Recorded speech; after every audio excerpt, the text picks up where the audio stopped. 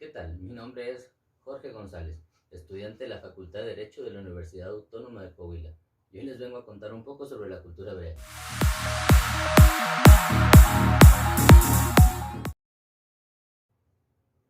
Comencemos por dónde estaban ubicados. La cultura hebrea se asentó en el país de Canaán o Palestina, actual Estado de Israel, que se encuentra al sur de Siria y al este del mar Mediterráneo. Continuemos ahora con su religión.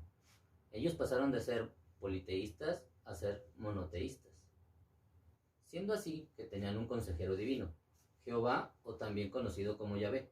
Depende de dónde lo investigues, hablamos de la misma deidad. Pasemos ahora a su forma de gobierno, mejor conocida como teocrático, en la que el Estado y la religión se unen. Sus leyes eran preceptos religiosos o morales. Hablando de sus leyes, algunas tenían severos castigos, tales como el adulterio, que era condenado a pena de muerte, pero tenía una condición, siempre y cuando ambos cónyuges hayan cometido dicho delito, es decir, que hayan engañado a su pareja. Pasando ahora a la figura del repudio. El repudio venía siendo el rechazo social. Para esto se hacía un documento llamado libelo, en el cual daba fe del repudio hacia dicha persona. Y por último, hablemos del levirato. ¿Qué es el levirato? Básicamente es el chapulineo de aquellas épocas. Consistía en que si una mujer enviudaba, forzosamente se tenía que casar con el hermano del difunto. Esto era para conservar el linaje y seguir su descendencia. Hablemos de otra característica. Cada 7 años ellos tenían una fiesta en la que ellos se perdonaban todas sus deudas. Pero esto no era así durante los 7 años, obviamente.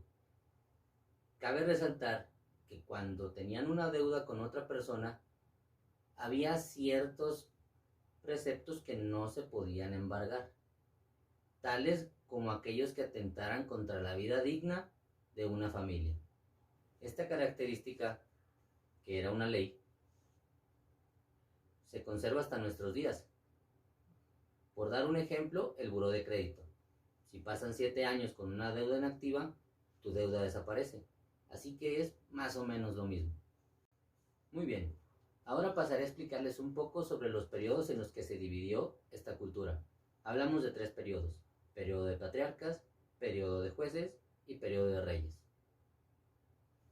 Comencemos con el periodo de patriarcas. En este periodo hubo 5: Abraham, Isaac, Moisés, Jacob y Josué. Pero solamente les hablaré de 3, los más importantes de la época. Del primero que hablaremos será de Abraham, aquel al que Dios puso a prueba. ¿Y qué prueba le puso Dios? Bueno, nada más y nada menos que asesinar a su único hijo. Abraham, como fiel servidor del Señor, estaba dispuesto a hacerlo. Por lo tanto, Dios mandó uno de sus ángeles a detenerlo, justo cuando estaba a punto de asesinarlo. Posterior a esto, Dios encomendó a Abraham sacar a su pueblo rumbo a la tierra prometida. ¿Y cuál era esta tierra prometida? Así es, Canaán, de la que ya les había hablado al inicio, en lo que es hoy el actual Estado de Israel. Todo esto ocurrió en la época del reinado de Hammurabi. Después de Abraham vino Isaac, pero no hablaremos mucho de él, más bien hablaremos un poco de su hijo Jacob, también llamado Israel. Es por eso que así se llama el estado. Israel tuvo 12 hijos, de las cuales se desprendieron las 12 tribus de Israel. Vaya ironía. Después de Jacob, o Israel, siguió el turno para Josué. Pero no hablaremos tanto de él, sino de su predecesor, que fue Moisés.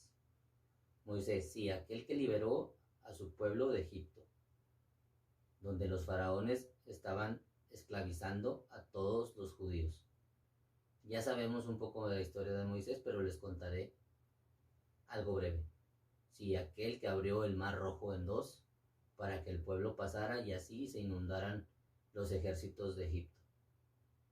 Moisés también fue conocido como el primer abogado de la historia. Fue aquel al que Dios le entregó el decálogo, los 10 mandamientos, que fueron la base total de las leyes hebreas. Después de Moisés vino el siguiente periodo, el periodo de jueces. Fueron 14 en total, pero solamente les hablaré de 5 que fueron los más relevantes.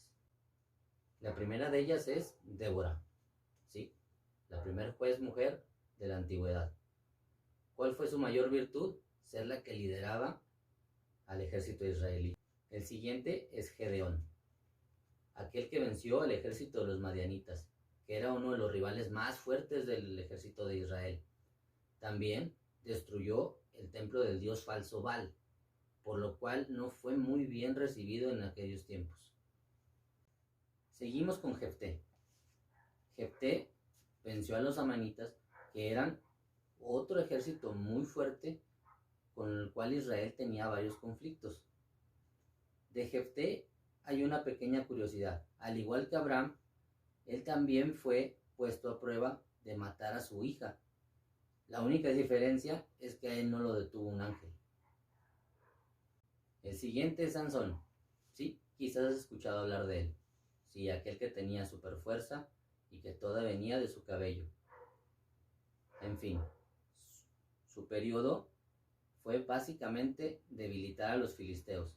Fue por eso que Dalila, siendo una filistea, se encargó de encontrar su punto débil. Y por último, Samuel, aquel que da término a este periodo de jueces.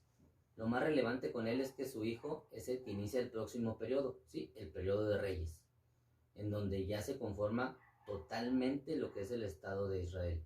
Pero de eso les hablaré a continuación. Como ya lo mencioné antes, ahora sigue el periodo de reyes, donde viene Saúl, David y Salomón. El más conocido o el más famoso, supongo que será David, o es el que más han escuchado.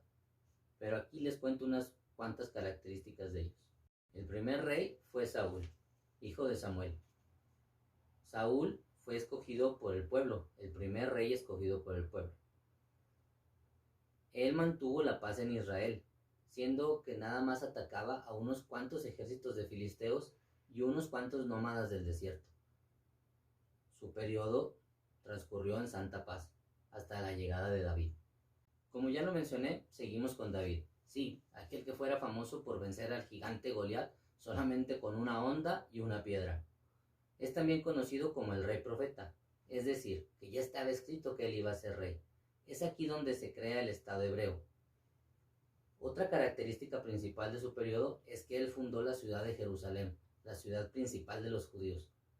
Ahí donde se guardaba el arca sagrada, donde venían las tablas de ley del pueblo hebreo y del pueblo judío. Y por último hablaremos de Salomón, un rey al que decían que era sabio y justo, pero también sus políticas eran demasiado severas, sus leyes eran demasiado complejas y difíciles de acatar, por lo cual el pueblo de Judea se levantó y se marchó. Tuvo varias rebeliones y marcó la separación del Estado judío. En conclusión, la cultura hebrea es muy importante porque nos brindó principios y normas morales que fueron la base para las leyes actuales. Por su atención, muchas gracias.